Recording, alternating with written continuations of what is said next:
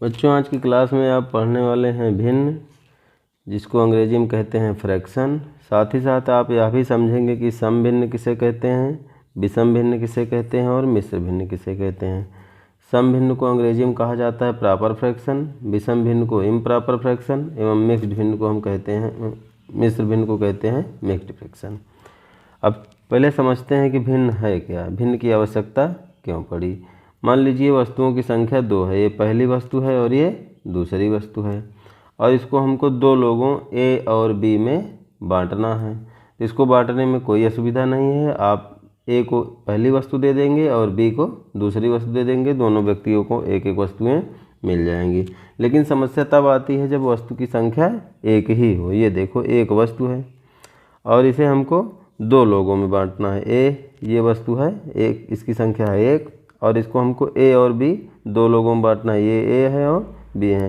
तो इसको हमको बांटने के लिए इस वस्तु को दो भागों में बांटना पड़ेगा। तो इस वस्तु को अगर हम दो बराबर भागों में बांटेंगे तो जो ए को मिला भाग होगा ये होगा आधा, आधा ही तो बांटेंगे, और बी को मिला भाग क्या होगा, आधा होगा। तो आधे को लिखने के लिए हम लिखते हैं 1/2। इसका मतलब होता है एक वस्तु के दो भाग किए गए हैं जिसमें से एक भाग को ये प्रदर्शित कर रहा है। जैसे मान लीजिए एक ही वस्तु है, इसको हमको दो लोगों में बांटना था, तो इसको हमने बीच में लाइन खींच करके दो बराबर भागों में कर दिया। ए और बी में हमें बांटना है, तो ए को भी आधा मिलेगा और बी को भी आधा मिलेगा।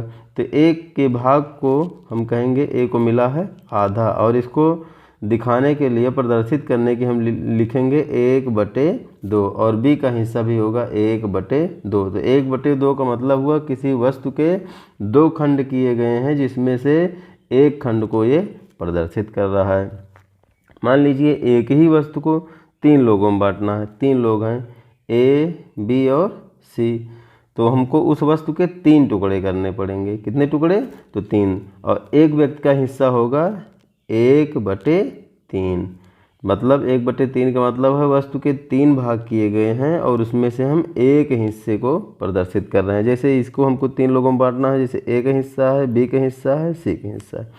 तो ए को मिला भाग पूछेंगे तो क्या होगा, कुल भाग कितने हैं 3, और ए को कितना मिला है 1, तो आप लिखेंगे इसको 1/3। बी का हिस्सा क्या होगा, बी का भी होगा 1/3, और सी का हिस्सा क्या होगा, सी का भी होगा 1/3, क्योंकि वस्तु के 3 खंड किए गए हैं और 3 खंड में हम एक खंड को दिखा रहे हैं, तो इसका मतलब होगा 1/3। आगे देखिए, आप इसको और समझने का प्रयास कीजिए। मान लीजिए वस्तु एक ही है और 4 लोग हैं, ए हैं, बी हैं, सी हैं और डी हैं। इन चारों लोगों में हमको बांटना है, तो जो ए का हिस्सा होगा, ए को मिला है 1 भाग और टोटल भाग कितने हैं 4, तो आप इसको लिखेंगे 1/4। बी का भाग क्या होगा, कुल भाग आप कहेंगे 4 है और बी को मिला 1। सी को क्या मिलेगा, इसको भी 1/4 मिलेगा और डी को भी 1/4 मिलेगा। यहाँ भी अगर आप इसमें समझेंगे ए, बी, सी, डी वस्तु के कितने भाग किए गए हैं 4, ए को मिला भाग 1, तो आप इसे लिखेंगे 1/4। अगर आपसे पूछा जाए 1/9 का काम क्या मतलब है, तो आप कहेंगे किसी वस्तु के 9 टुकड़े किए गए हैं और ये एक टुकड़े को प्रदर्शित कर रहा है, तो आप इसको लिखते हैं 1/9। 2/9 का मतलब क्या हुआ कि किसी वस्तु के 9 भाग किए गए हैं और ये 2 भाग को प्रदर्शित कर रहा है। जैसे इसको समझने के लिए आप ये समझ लीजिए, एक वस्तु के 9 खंड बना लीजिए, 2 3 4 5 6 7, 1 2 3 4 5 6 7 8 9। एक वस्तु के कितने खंड कर दिए गए 9, और ये प्रदर्शित किसको कर रहा है, इसे कर रहा है 2, मतलब कुल भाग 9 है और ये दिखा रहा है 2 भाग को। तो अब इसमें जैसे ये मान लीजिए 1/4 था, तो 1/4 में हम ऊपर वाले को कहते हैं अंश और ये नीचे वाले को कहते हैं हर। तो 1/4 में अंश क्या है, तो अंश आप कहेंगे अंश बराबर 1 और हर बराबर 4। 2/5 में पूछा जाए तो अंश बराबर क्या होगा 2 और हर बराबर क्या होगा 5। अंश को आप अंग्रेजी में क्या कहेंगे, NUMERATOR न्यूमरेटर। और हर को क्या कहेंगे? DENOMINATOR हम कहेंगे न्यूमरेटर और अंश को कहेंगे डिनोमिनेटर।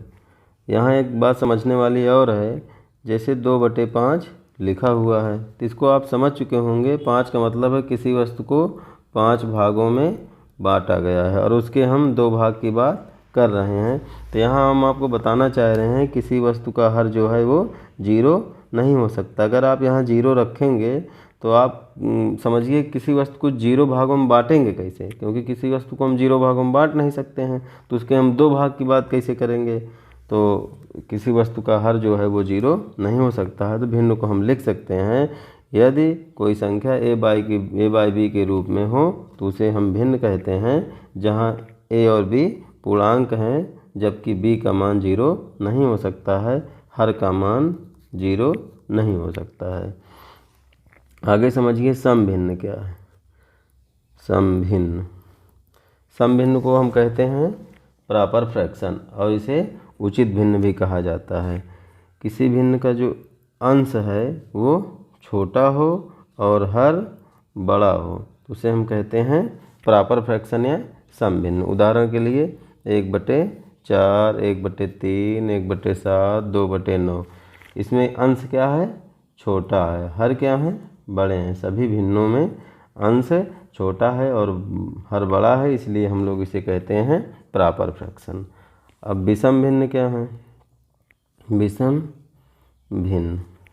विषम भिन्न को हम कहते हैं इम्प्रॉपर फ्रैक्शन। तो जिस भिन्न का जो अंश है ये बड़ा हो और हर छोटा हो तो इसे हम कहते हैं इम्प्रॉपर फ्रैक्शन। उदाहरण के लिए जैसे 5/2 लिखा है, ये इम्प्रॉपर फ्रैक्शन है। 5/2 ये इम्प्रॉपर फ्रैक्शन है।